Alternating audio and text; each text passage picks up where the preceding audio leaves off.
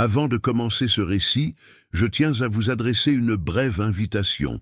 Abonnez-vous à la chaîne et activez les notifications, car vous y trouverez des contes mystérieux, des histoires sombres et des affaires qui défient toute logique et l'histoire elle-même.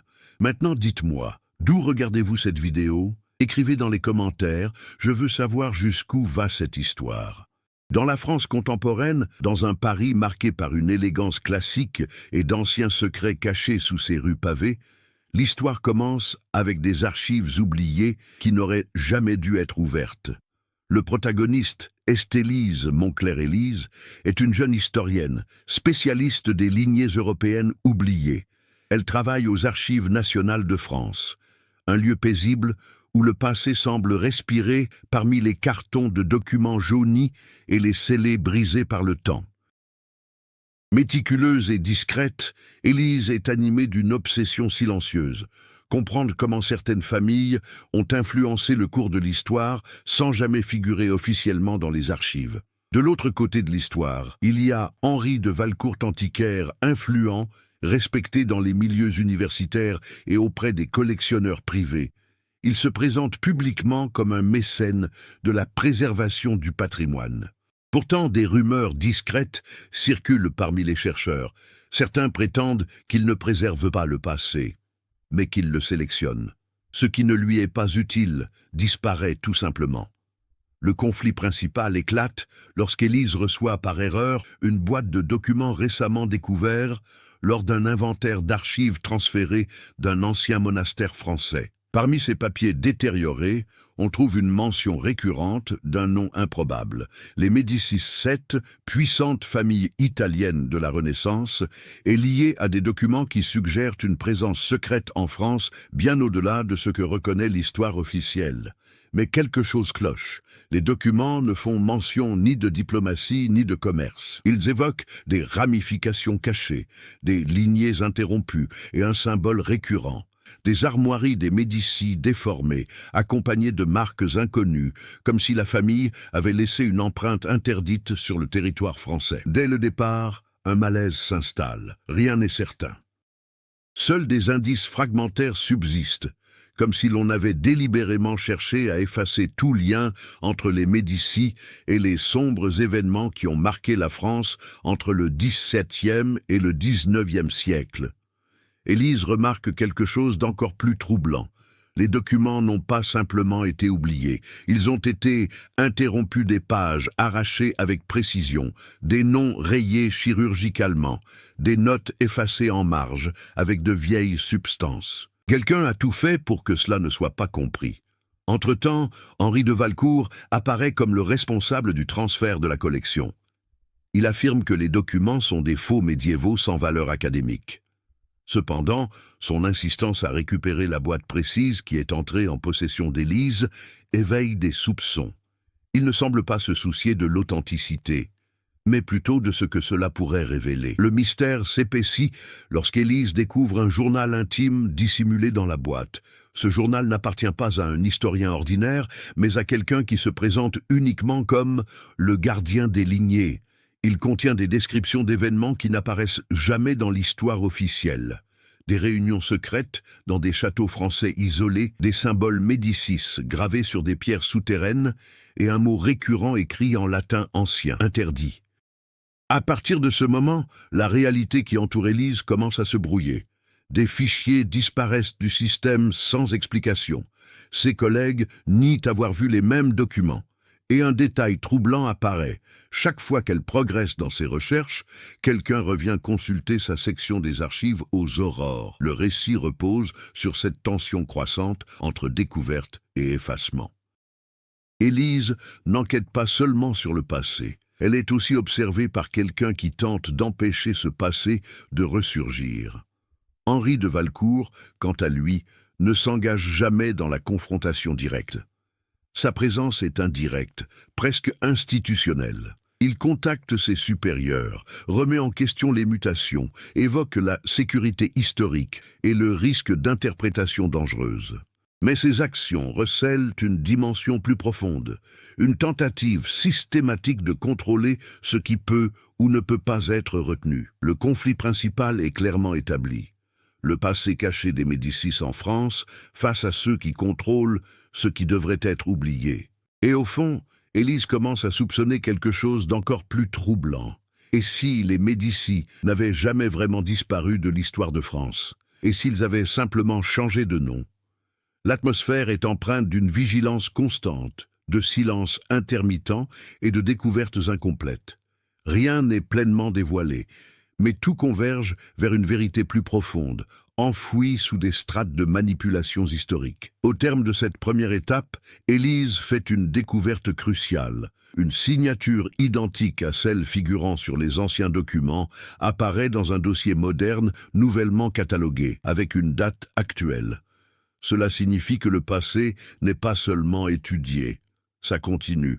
Pour Élise Moncler, Paris n'était plus seulement une ville historique. Après la découverte initiale, chaque rue, chaque bâtiment ancien, chaque archive semblait receler une signification nouvelle, comme si la ville elle-même avait été bâtie sur un édifice de secrets soigneusement accumulé au fil des siècles. Les Archives nationales de France, où elle travaillait, cessèrent d'être un simple lieu d'étude et devinrent un labyrinthe de possibilités troublantes. La scène qui l'entourait semblait prendre une dimension presque vivante. Les murs de pierre du vieux bâtiment paraissaient absorber les conversations, et le silence des salles de recherche n'inspirait plus la tranquillité, mais plutôt la vigilance. Même le bruit des pages qu'on tournait paraissait excessivement fort, comme si le moindre mouvement pouvait réveiller quelque chose endormi depuis des siècles. Élise entreprend d'approfondir ses recherches de manière plus systématique, en consultant à nouveau les archives des familles nobles françaises du XVIIe au XIXe siècle. C'est ainsi qu'elle découvre une série de liens indirects entre des marchands italiens installés en France et des institutions religieuses locales.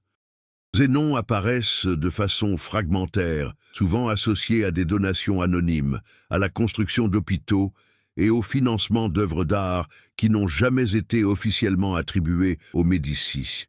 Ces indices suggèrent une présence discrète mais constante, comme une influence qui n'a pas besoin d'être revendiquée. Le plus troublant est que ces liens ne sont pas linéaires. Ils apparaissent et disparaissent au fil du temps, comme si quelqu'un réécrivait le récit historique lui-même.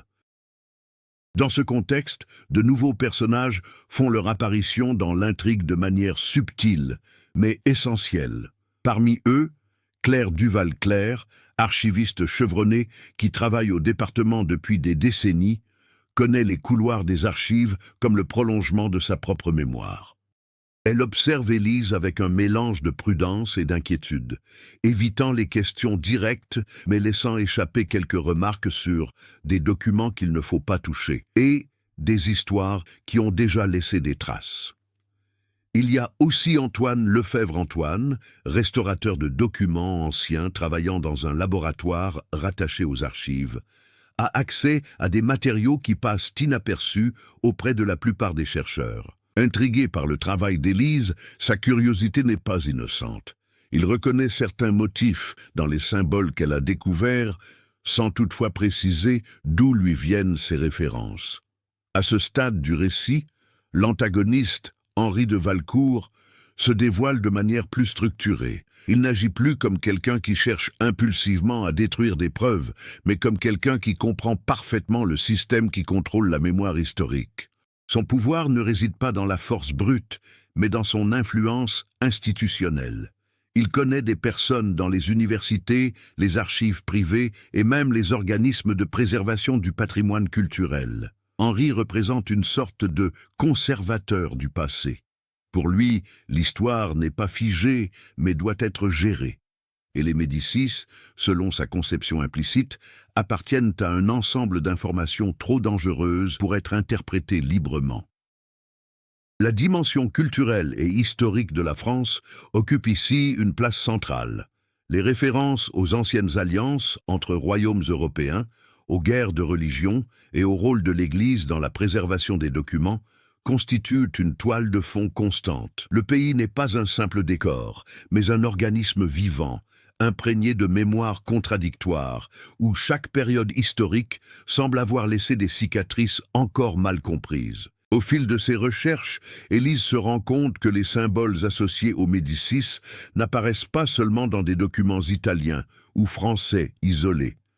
Ils surgissent dans des endroits inattendus, en marge de vieilles cartes de Bretagne, dans des registres de propriétés rurales normandes et même dans des inventaires de bibliothèques privées confisquées pendant les périodes révolutionnaires. Ces détails créent un sentiment croissant d'interconnexion mondiale, comme si l'influence de la famille ne se limitait pas à l'Italie ou à la France, mais s'étendait à travers des réseaux invisibles de pouvoir et de savoir.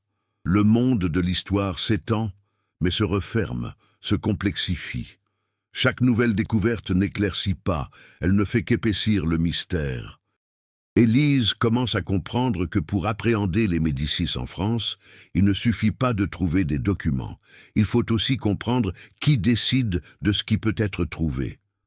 Le comportement des personnages commence lui aussi à refléter cette tension.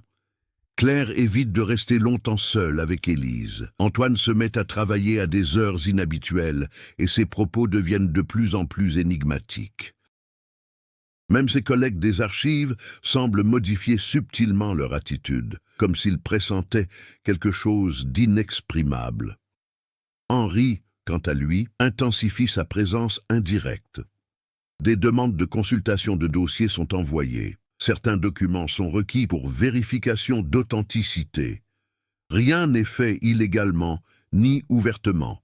Tout respecte les protocoles officiels, et c'est précisément ce qui rend son influence si dangereuse. En explorant plus en profondeur cet univers, on découvre une structure où le passé n'est pas seulement étudié, mais aussi contesté. Et au sein de cette contestation, Élise commence à comprendre que ses recherches ne constituent peut-être pas une découverte académique, mais une ingérence dans un système qui a toujours été sous contrôle silencieux.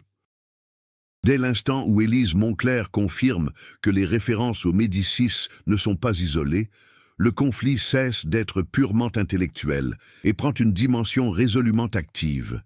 Quelque chose ou quelqu'un commence à réagir directement à ses recherches. Les Archives nationales de France, auparavant un lieu de silence prévisible, se transforment en un environnement d'instabilité permanente. Le premier signe concret apparaît lorsqu'elle tente d'accéder à nouveau à la boîte de documents d'origine. Le système de catalogage l'informe que les documents ont été réévalués et déplacés pour conservation. Cependant, lorsqu'elle demande où ils se trouvent, aucun employé n'est en mesure de lui confirmer leur emplacement physique. C'est comme s'ils avaient été déplacés sans aucun document officiel. Ce type d'intervention n'est pas aléatoire. Il est nécessaire, institutionnel et trop parfait pour être le fruit du hasard. Élise se rend compte qu'elle est isolée au sein même de la structure censée la protéger. Pendant ce temps, Henri de Valcourt intensifie son travail en coulisses. Il n'apparaît pas directement, mais ses actions commencent à avoir un impact visible. Les supérieurs d'Élise commencent à remettre en question sa méthodologie. Son autorisation d'accès à certains secteurs des archives est temporairement restreinte sous prétexte de vérification de sécurité historique. Il n'y a pas d'accusation formelle, seulement des limitations progressives qui entravent son travail. Le conflit devient plus psychologique que physique. Élise commence à sentir que chaque pas en avant a un prix invisible. Plus elle se rapproche de la compréhension de la présence des Médicis en France, plus son environnement se réorganise pour entraver sa progression. À ce stade, un nouvel obstacle surgit sous l'impulsion de Claire Duval. Lors d'une brève conversation soigneusement orchestrée, Claire conseille à Élise d'éviter certains noms. Elle ne mentionne pas directement les Médicis, mais le contexte est clair. Le ton n'est pas menaçant, mais empreint d'expérience, comme celui de quelqu'un qui a déjà vu ce genre d'enquête tourner mal. Peu après, lors de la restauration d'un fragment de manuscrit, Antoine Lefebvre fait une révélation indirecte. Il mentionne que certains sceaux découverts par Élise appartiennent non seulement à la tradition italienne, mais aussi à un réseau de familles européennes ayant œuvré de concert durant des périodes d'instabilité politique. Sans entrer dans les détails, il laisse entendre que certains schémas ne sont pas étudiés officiellement pour une raison précise. Il révèle des structures de pouvoir qu'il convient d'ignorer. Ces informations modifient la perception du conflit. Il ne s'agit plus seulement de la présence des Médicis cachés en France, mais d'un possible réseau historique délibérément effacé. L'intrigue se complique lorsqu'Élise découvre une nouvelle incohérence. Les registres d'accès au dossier montrent que quelqu'un a consulté les mêmes documents qu'elle étudiait avant même qu'elle ne les demande. Cela laisse supposer que ses recherches sont compromises.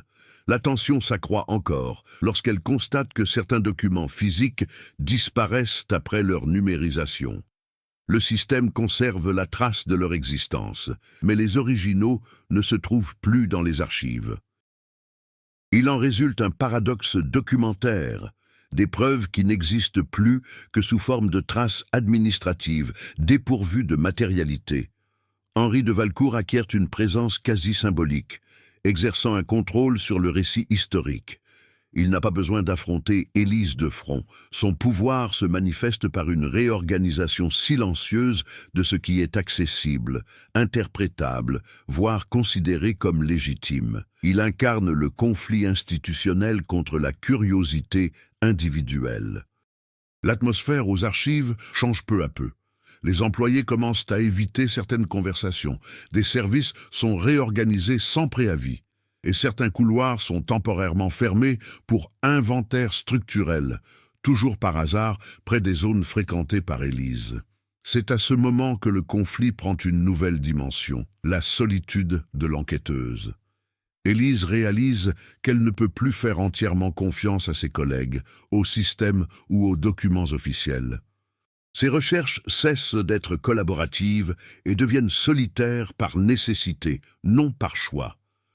La tension émotionnelle commence à se faire sentir insidieusement. Il n'y a pas de crise dramatique, mais une tension constante. De petits doutes surgissent. Si les documents sont authentiques, pourquoi personne d'autre ne semble y réagir avec la même gravité ? Si les Médicis ont réellement eu une présence clandestine en France, pourquoi aucune institution ne s'y intéresse-t-elle? Ces questions restent sans réponse. Elles ne cessent de s'accumuler. Le conflit s'envenime lorsqu'Élise découvre une note en marge du journal du gardien des lignées. La phrase est simple, mais troublante. Ils n'ont pas été oubliés. Ils ont été reclassés. Cette idée change complètement la nature de l'enquête. Il ne s'agit plus d'un effacement accidentel ou d'une perte historique, mais d'une réorganisation consciente de la mémoire collective. Le chapitre s'achève sur une nouvelle montée de tension. De retour à son poste, Élise découvre son espace de travail réorganisé. Des dossiers qu'elle n'avait pas demandés se trouvent sur son bureau. Parmi eux, une enveloppe sans étiquette contenant seulement une phrase manuscrite « Vous avez déjà vu ce que vous n'auriez pas dû voir ». L'enquête d'Élise Moncler cesse d'être linéaire et se fragmente en de multiples strates, comme si l'histoire même des Médicis en France était structurée en différents niveaux de dissimulation. Chaque nouvel indice non seulement élargit le mystère central, mais active aussi des intrigues secondaires qui se rattachent subtilement au conflit principal, créant un réseau de relations qui se superpose au récit officiel de l'histoire. La première intrigue secondaire se dévoile à travers Claire Duval. Bien qu'elle apparaisse d'abord comme une simple archiviste expérimentée, soucieuse de la sécurité d'Élise, son comportement révèle peu à peu une réalité plus profonde. Claire n'est pas seulement inquiète. Elle est marquée par le passé. Dans des moments de silence, elle observe de vieux documents avec un malaise palpable, comme si elle reconnaissait des schémas qu'elle préférerait oublier. À une occasion, elle évoque presque involontairement un épisode de réorganisation des archives survenu il y a des décennies, au cours duquel de nombreux documents historiques ont été retirés de la circulation sans explication officielle. Elle n'insiste pas, mais sa réaction laisse entendre qu'il ne s'agissait pas d'un cas isolé. Cette intrigue secondaire suggère que le contrôle de l'information historique n'est pas récent, mais qu'il fait partie d'un système ancien, voire continu, qui s'étend sur plusieurs générations d'institutions françaises. La seconde intrigue secondaire concerne Antoine Lefèvre et le laboratoire de restauration. En travaillant à la récupération de fragments de manuscrits associés aux symboles découverts par Élise, il met au jour des superpositions d'encre et des corrections réalisées selon des techniques extrêmement avancées pour l'époque. Cela indique que certains documents ont non seulement été conservés, mais aussi délibérément modifiés à différentes époques. Antoine comprend alors qu'il existe des strates d'intervention successives, comme si différentes mains, à différents siècles, avaient œuvré à la réécriture des mêmes textes. Il partage une partie de cette découverte avec Élise, mais évite d'en tirer des conclusions directes. Il suggère plutôt que certains fichiers n'étaient pas simplement cachés, ils étaient constamment ajustés pour rester dans une version acceptable de l'histoire. La troisième intrigue se déroule hors du cadre des archives, lorsqu'Élise entreprend des recherches dans les registres fonciers de Normandie et de Bourgogne. Elle découvre d'étranges schémas d'acquisition de terres par des familles italiennes à travers différentes périodes historiques, toujours lors de périodes d'instabilité politique en France.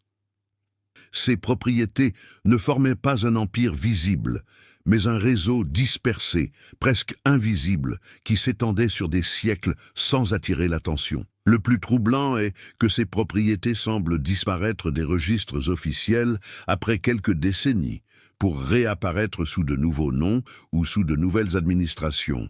Cela suggère une continuité dissimulée, où la propriété n'est jamais perdue, seulement renommée. Parallèlement, une quatrième intrigue secondaire se dessine, liée au système institutionnel lui-même. Élise remarque que certaines demandes d'accès sont approuvées avec une rapidité inhabituelle, tandis que d'autres sont bloquées sans justification. Cela révèle l'existence d'un niveau de contrôle interne qui opère au-delà des protocoles habituels des archives. Ce n'est pas seulement Henri de Valcourt qui intervient, mais une structure plus vaste qui régule la circulation de l'information.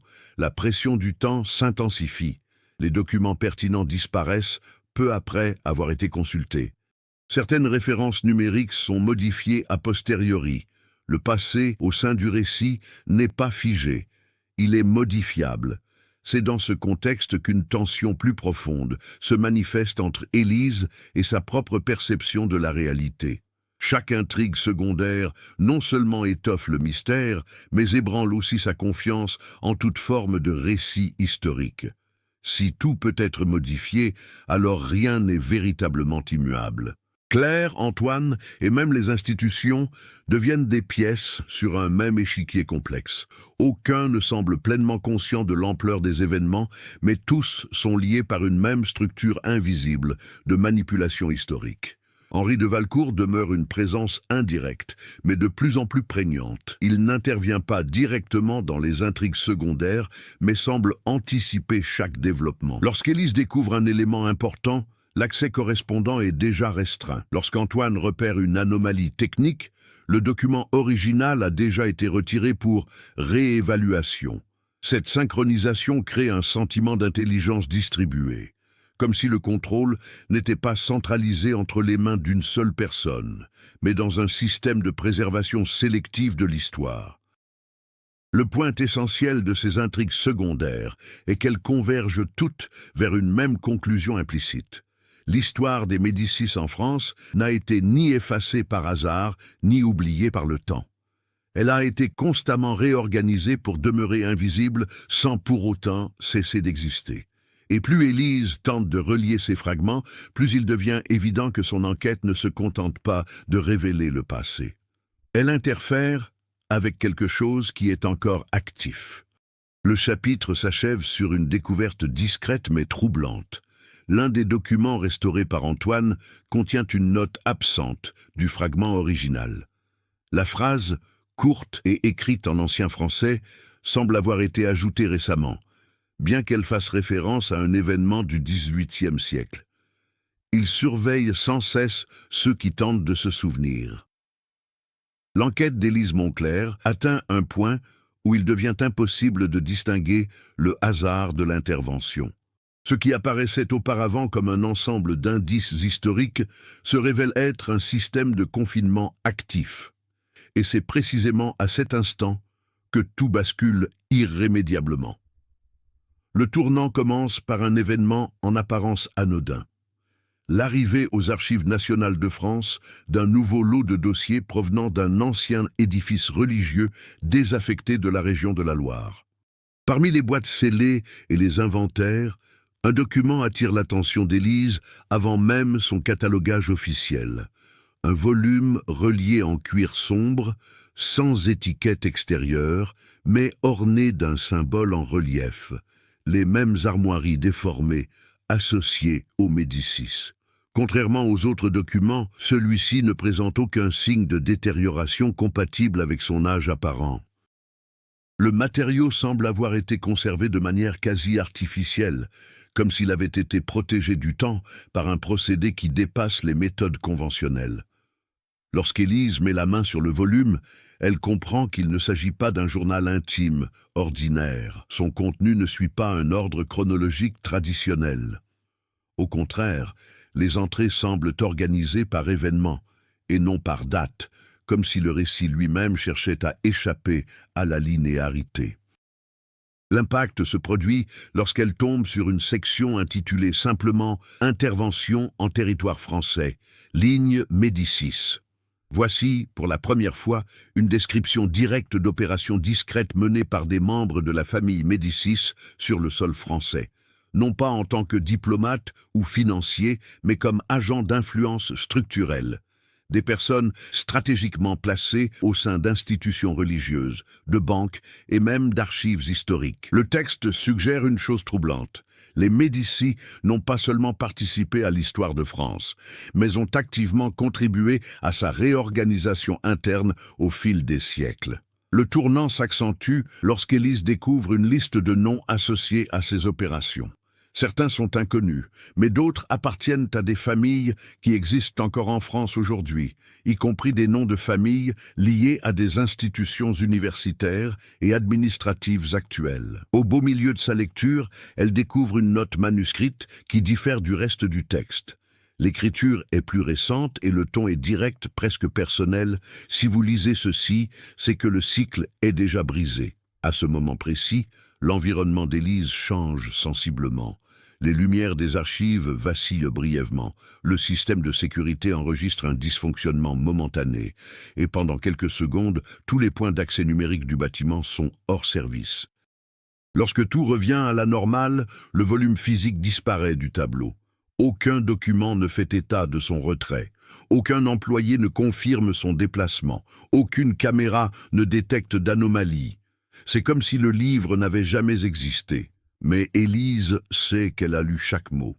C'est le tournant décisif. L'histoire cesse d'être une simple investigation et devient une intervention directe dans le contrôle de la mémoire. Peu après la disparition du volume, un nouvel aspect du conflit se dévoile. Claire Duval recherche Élise avec insistance, chose inédite. Son comportement est différent, aucune prudence, seulement de la tension.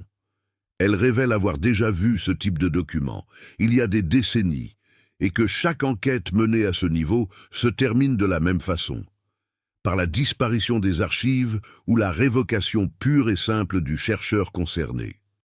Claire ne le dit pas explicitement, mais elle laisse entendre que le système ne se contente pas de protéger l'information. Il protège la continuité même d'une version spécifique de l'histoire. Dans le même temps, Antoine Lefebvre confirme une découverte technique alarmante. Tous les accès d'Élise au système ont été copiés en temps réel par un protocole externe non identifié. Cela signifie que chaque document consulté par Élise était surveillé par une instance n'appartenant ni aux archives ni à l'administration française. L'antagoniste, Henri de Valcourt, finit par manifester plus ouvertement sa présence, même indirecte. Il contacte directement l'administration des archives et exige une réévaluation complète des travaux d'Élise Moncler en raison du risque de distorsion de l'interprétation historique. Cette demande loin d'être agressive, est en réalité une mesure institutionnelle définitive. Elle ne se contente pas de bloquer un projet de recherche, elle met fin à une carrière universitaire. Mais l'élément le plus troublant de ce tournant n'est pas l'intervention extérieure. C'est la révélation implicite que le système a toujours su ce qu'Élise découvrirait. Le livre n'a pas été perdu, il a été publié, et cela change complètement le cours de l'enquête. Si auparavant elle croyait découvrir un secret caché, voilà que se pose désormais la possibilité la plus troublante. Peut-être est-elle guidée par un système qui n'autorise les découvertes que jusqu'à une certaine limite, et qui élimine ou modifie tout ce qui franchit cette limite. Le chapitre se termine par la découverte par Élise d'une enveloppe déposée sur son poste de travail sans preuve de livraison. À l'intérieur, une simple feuille de papier sur laquelle est imprimée une phrase « Désormais, vous faites partie de la lignée qui ne peut être écrite ». Après la disparition du volume et du message laissé à son poste de travail, Élise Moncler ne peut plus se voiler la face et croire qu'elle mène simplement des recherches universitaires.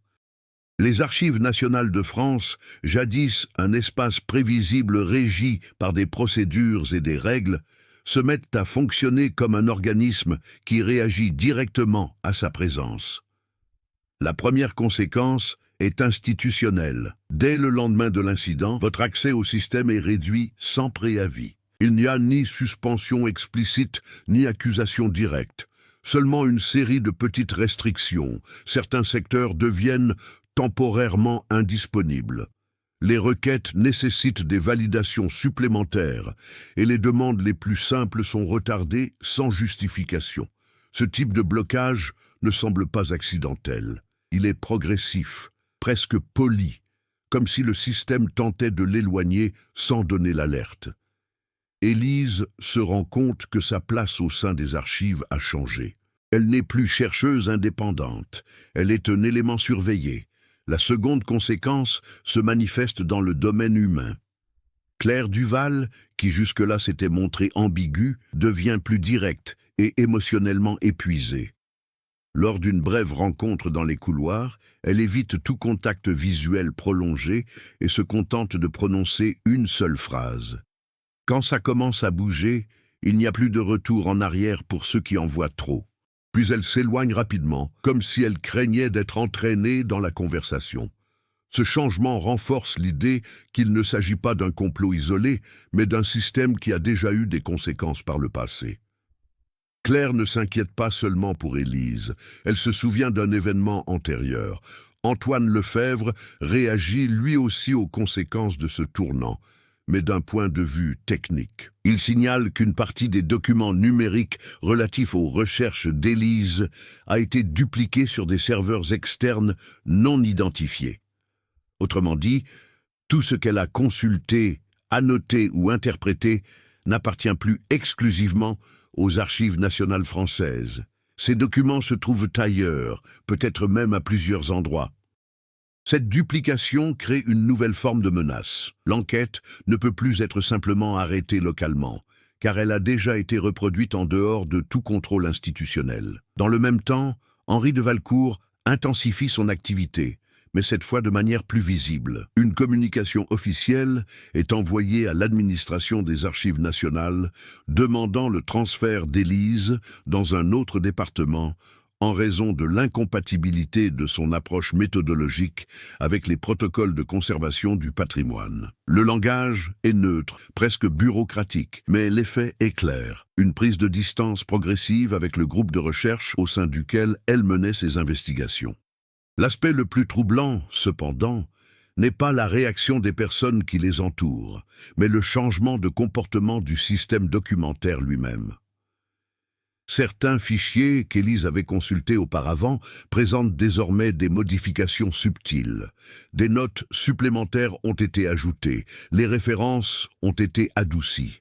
Dans certains cas, le contenu semble avoir été réorganisé au point d'en perdre la cohérence interne.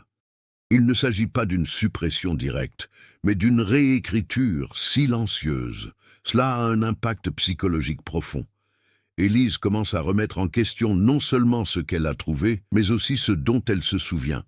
La stabilité de sa propre mémoire devient un enjeu du conflit. La conséquence la plus grave survient lorsqu'elle tente d'accéder à nouveau à la notice du volume manquant.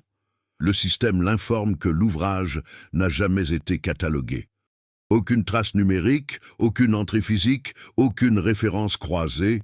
Le livre disparaît tout simplement de la base de données officielle. Mais Élise a ses propres notes, et elles contredisent totalement le système. Ce conflit entre mémoire personnelle et archives institutionnelles crée une tension centrale dans le récit, qui définit ce qui est réel lorsque la documentation peut être altérée. À ce moment-là, Élise comprend que le conflit ne concerne plus la famille Médicis. Il s'agit désormais de contrôler l'existence même des preuves. La conséquence extérieure la plus inquiétante apparaît à la fin du chapitre. Elle découvre, dans son classeur personnel, un objet qui n'y a pas sa place. Une copie partielle de ses propres notes, organisées avec plus de précision que si elles avaient été écrites par elle-même. Au bas des pages, une phrase imprimée figure, une phrase qu'elle n'a pas écrite. Vous avez déjà été intégré au processus de sélection. Cela indique quelque chose de profondément inquiétant. Vos recherches ne sont pas seulement observées ou bloquées, elles sont intégrées. Le système ne se contente pas de réagir aux résultats. Il intègre le chercheur dans un cadre de contrôle historique. Le chapitre se termine sur la prise de conscience d'Élise que chacune de ses actions engendre non seulement des conséquences externes, mais aussi une réponse interne du système documentaire lui-même, comme si son enquête servait à alimenter le mécanisme qui tente de la contenir. Et pour la première fois, elle réalise que peut-être elle ne se bat pas contre quelqu'un qui cache la vérité, mais contre quelque chose qui réécrit la vérité en temps réel. Après avoir subi les conséquences directes de l'ingérence institutionnelle et pris conscience que ses propres recherches étaient absorbées et réorganisées par le système, Élise Moncler entre dans une phase où la recherche cesse d'être purement intellectuelle et exige une adaptation personnelle. L'environnement ne réagit plus comme avant.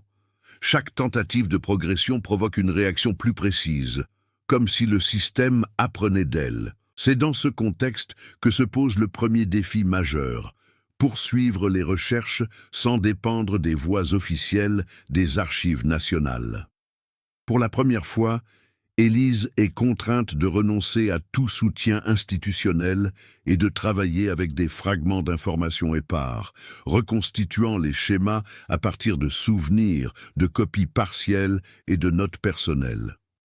Elle commence à organiser ses archives en dehors du système numérique, en utilisant des méthodes analogiques pour éviter le traçage et la reconfiguration automatique des données. Ce changement marque une évolution importante de son comportement. Auparavant, elle se fiait à l'arborescence des fichiers comme à un indicateur fiable. Désormais, elle doit agir comme si cette arborescence faisait partie du problème.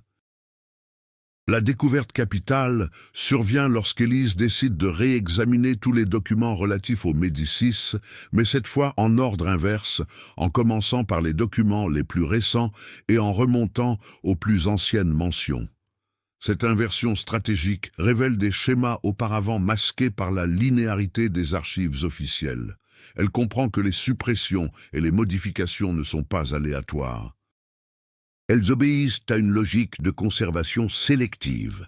L'information n'est conservée que dans la mesure où elle ne compromet pas la stabilité du récit historique dominant. Lorsqu'elle dépasse cette limite, elle est modifiée, fragmentée ou reclassée. Cette prise de conscience représente une avancée interne significative. Élise cesse d'interpréter les événements comme du sabotage et commence à les percevoir comme un système de confinement cohérent. Le second défi prend la forme de l'isolement. Claire Duval, qui était auparavant une source d'alerte indirecte, se retire complètement. Antoine Lefebvre réduit drastiquement ses communications, n'envoyant plus que des messages techniques et fragmentaires. L'entourage d'Élise devient de plus en plus silencieux, non par absence physique, mais par prudence. Cet isolement l'oblige à modifier son comportement. Élise doit se fier exclusivement à ses propres capacités d'analyse, sans validation extérieure. Cela modifie son rythme d'investigation.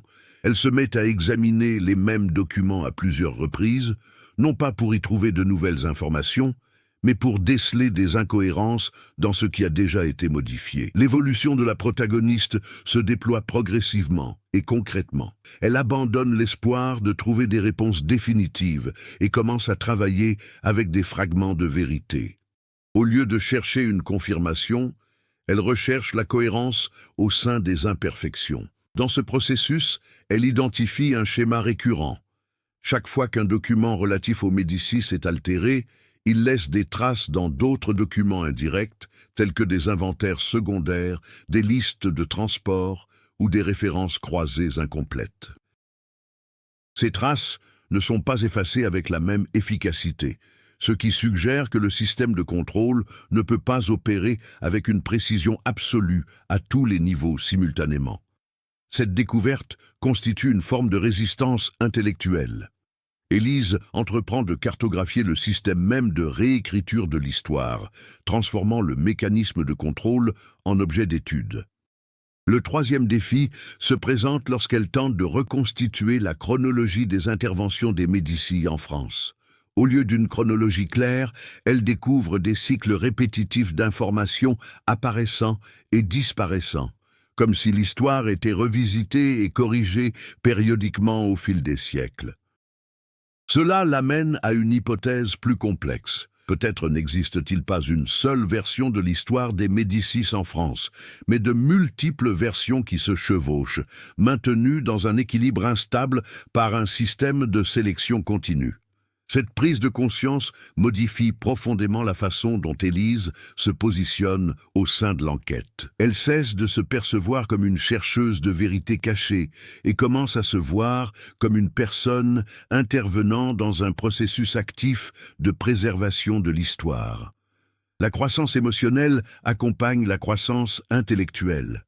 Elle commence à accepter le risque personnel non comme une conséquence inévitable, mais comme une composante structurelle de la démarche. Cela n'élimine pas la peur, mais la réorganise. La peur cesse d'être paralysante et devient fonctionnelle, une manière de percevoir la frontière entre ce qui peut et ce qui ne peut être touché. Le moment le plus significatif de cette étape survient lorsqu'Élise parvient à reconstituer partiellement le parcours de l'un des documents manquants. À partir de fragments de versions antérieures, elle constate que le contenu original a non seulement été altéré, mais aussi remanié à différentes époques et selon des objectifs distincts. Cela suggère que le système de contrôle historique n'est pas statique, il évolue. L'aboutissement de cette phase de dépassement des difficultés ne constitue pas une victoire définitive, mais une transformation profonde de l'héroïne. Élise n'a plus besoin de l'intégrité des dossiers pour progresser. Elle apprend à composer avec l'absence, la distorsion et la contradiction comme de véritables outils d'investigation. Le chapitre s'achève sur une image d'elle, debout devant une carte reconstituée à la main, reliant les points épars de la présence des Médicis en France à travers les siècles. Au centre de la carte, un espace vide qu'elle n'a pas encore pu combler. Une région sans archives, sans lacunes apparentes, sans la moindre trace historique. Mais pour la première fois, elle ne perçoit pas ce vide comme une absence. Elle considère qu'il s'agit d'un point qui n'a pas encore été admis dans le récit officiel.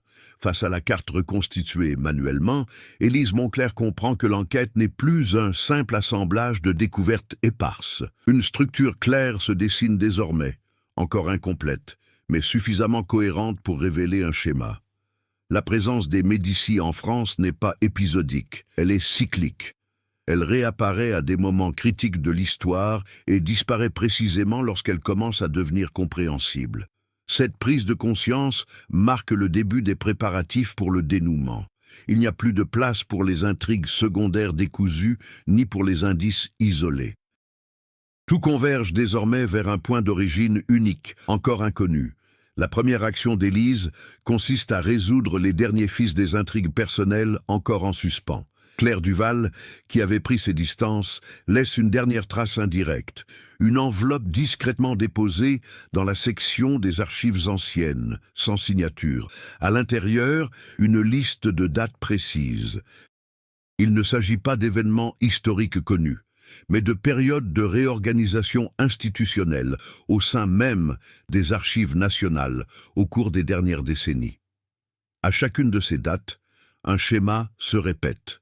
La disparition temporaire de collections sensibles et le reclassement de corpus documentaires entiers. Cela confirme que le système de contrôle historique n'est ni récent ni limité aux Médicis.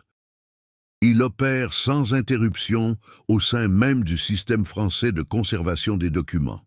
Antoine Lefebvre, quant à lui, conclut sa participation active à l'enquête par une ultime découverte au laboratoire de restauration. Il identifie une technique d'intervention sur les manuscrits qui ne correspond à aucune méthode historique connue.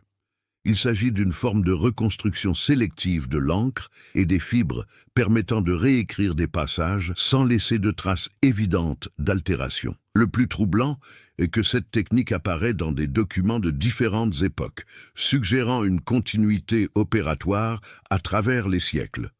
Antoine ne le dit pas directement, mais son dernier message à Élise est court et définitif. Ce n'est pas de la préservation, c'est de la maintenance de version. Après cela, il ne répond plus. Son absence marque la fin de la deuxième intrigue secondaire et renforce la solitude croissante du protagoniste. Au niveau institutionnel, Henri de Valcourt intensifie son influence avec plus d'agressivité, tout en restant dans le cadre légal. Un décret interne est promulgué, recommandant la suspension de toute recherche relative aux lignées invérifiables d'influence européenne prémoderne. Bien que le document ne mentionne pas directement les Médicis, le contexte est clair.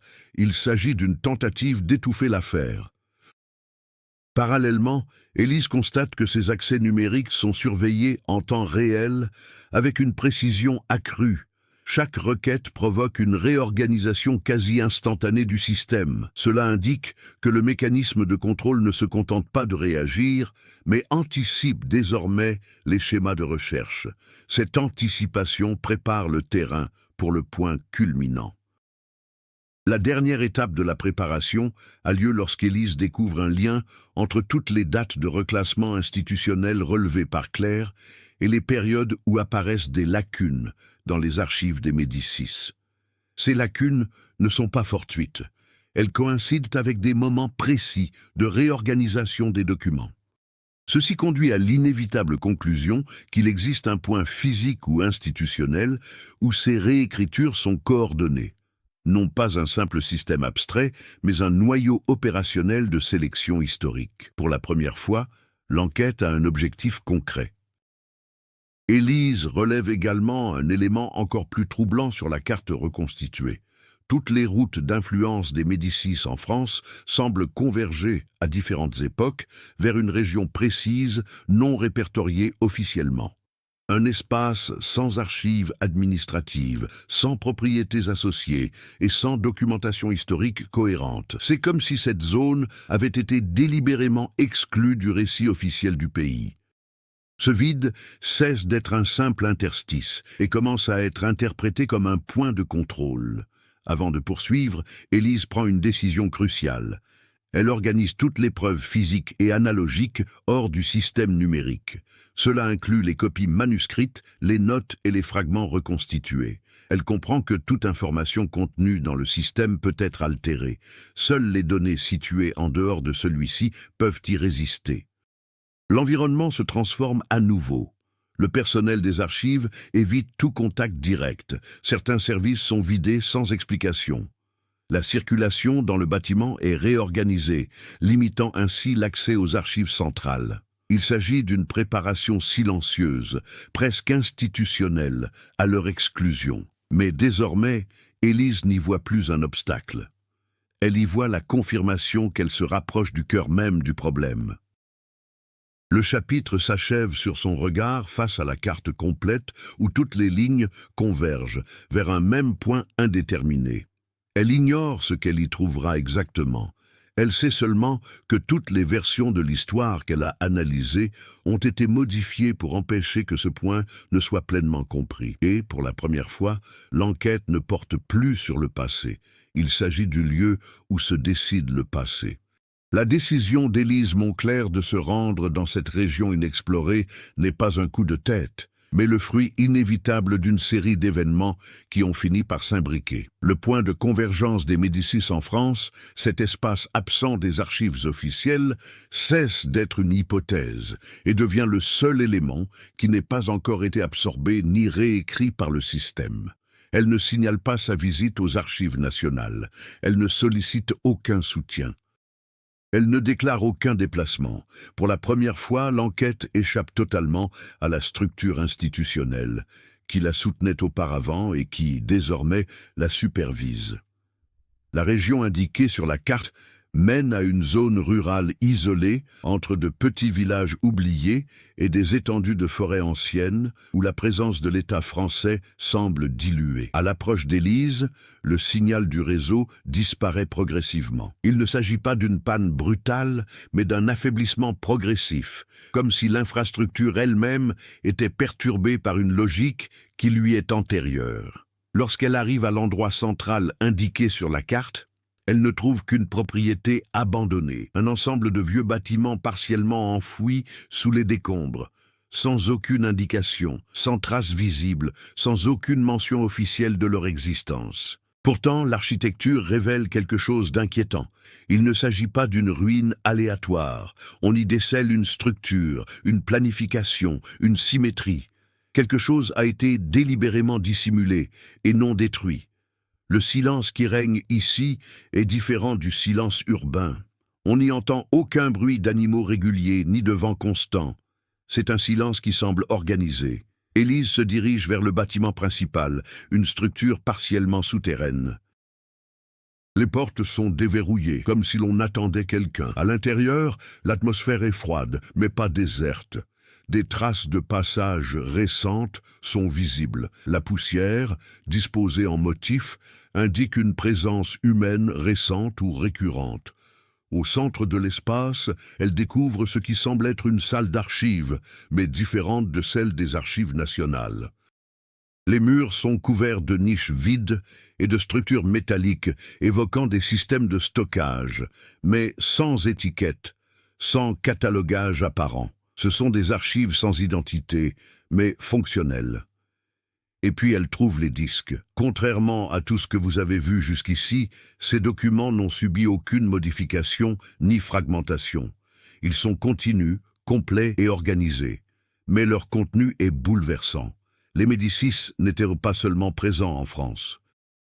Ils ont participé à la création de structures de contrôle documentaire qui se sont étendues sur plusieurs siècles. Institutions, archives, systèmes de conservation, tout semble lié à une logique de préservation historique sélective qui, partie de la protection d'informations sensibles, a évolué vers quelque chose de bien plus profond, la gestion de la mémoire collective. La révélation centrale du dénouement s'impose avec une brutalité silencieuse. L'histoire n'est pas seulement écrite par les vainqueurs. Elle est constamment remaniée par un système qui décide de ce qui peut rester réel. Élise comprend que ce qui se trouve devant elle n'est pas simplement une archive Médicis cachée, mais le noyau opérationnel d'un mécanisme de réécriture de l'histoire qui a existé sous différentes formes à travers le temps. Et c'est alors que le tournant final est révélé. Henri de Valcourt est là. Il n'entre pas brusquement. Il était déjà là. Comme si son arrivée n'était pas un événement, mais le prolongement naturel de cet espace. Son attitude est calme, maîtrisée, presque administrative. Il n'y a aucune surprise dans son regard lorsqu'il aperçoit Élise. Seulement de la reconnaissance. Il finit par s'adresser directement à elle, non plus comme un antagoniste émotionnel, mais comme quelqu'un qui comprend pleinement ce qu'elle a découvert. Il ne renie pas la famille Médicis, il ne renie pas le système. Au contraire, il confirme tout, mais avec une différence cruciale. Pour lui, il ne s'agit pas d'un secret à révéler, mais d'une structure nécessaire. Selon Henri, l'histoire, si on la laisse se défaire de tout contrôle, se fragmente. Le chaos interprétatif engendre une instabilité sociale, politique et institutionnelle. Le système de sélection historique n'est pas une corruption de la vérité, c'est un moyen d'empêcher que de multiples vérités incompatibles ne détruisent la cohérence du monde. Élise comprend alors la véritable nature du conflit final. Il ne s'agit pas de cacher l'histoire des Médicis, mais de justifier pourquoi elle ne pourra jamais être pleinement révélée.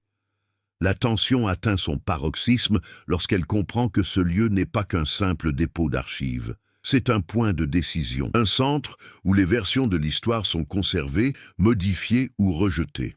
Henri lui offre un choix implicite, s'intégrer au système en tant que conscience externe de la préservation historique, ou laisser ses découvertes être absorbées et reclassées comme tant d'autres avant elle.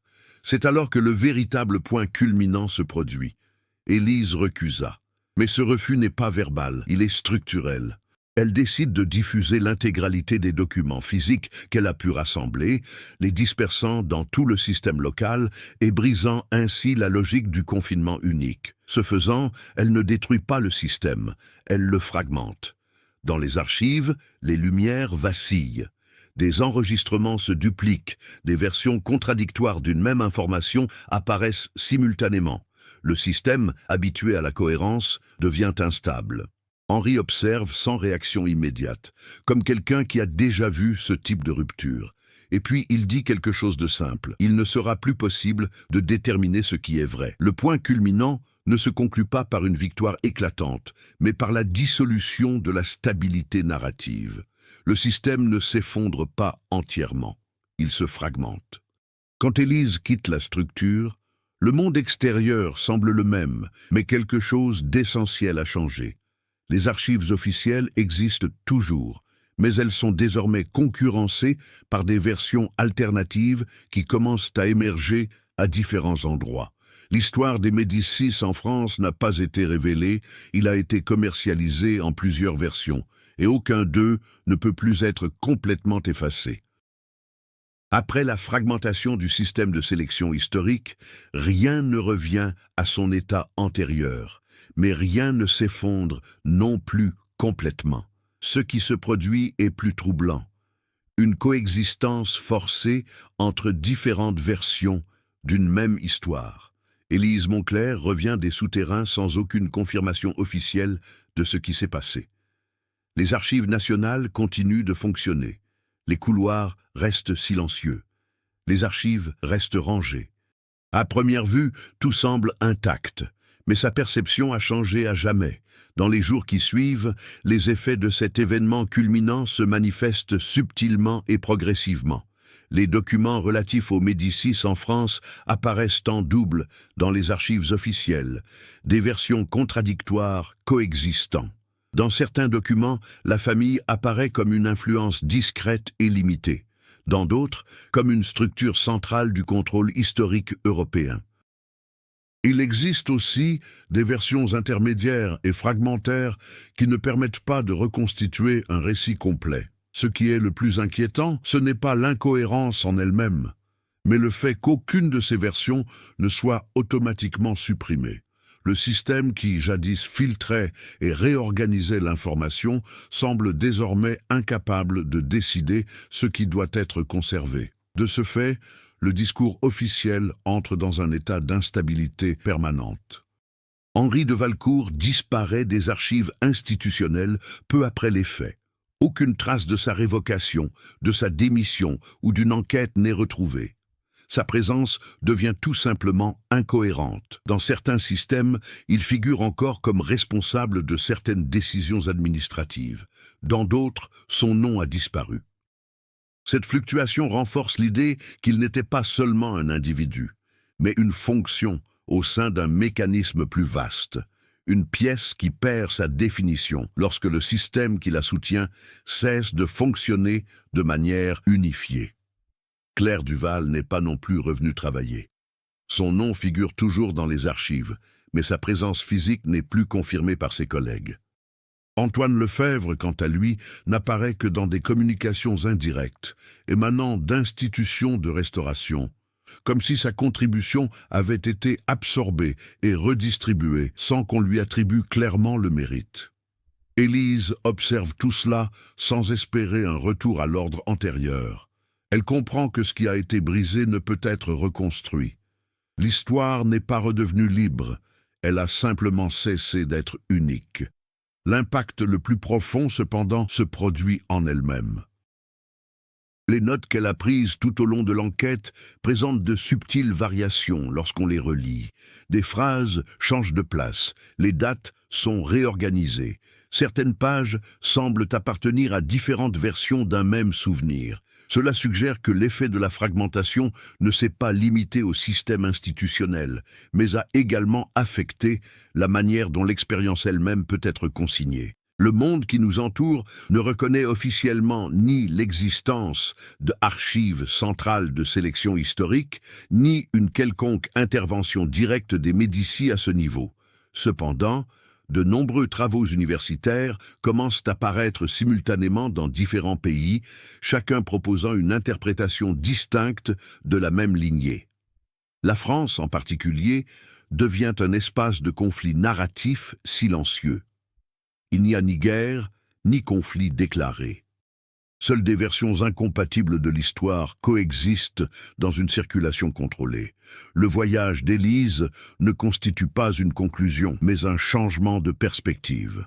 Elle ne prouve pas la vérité sur les Médicis. Elle empêche qu'une seule version de la vérité ne s'impose. Dans la scène finale, elle retourne une dernière fois aux archives. Le lieu est le même, mais le sentiment de stabilité a disparu. Elle observe les couloirs et remarque quelque chose de nouveau.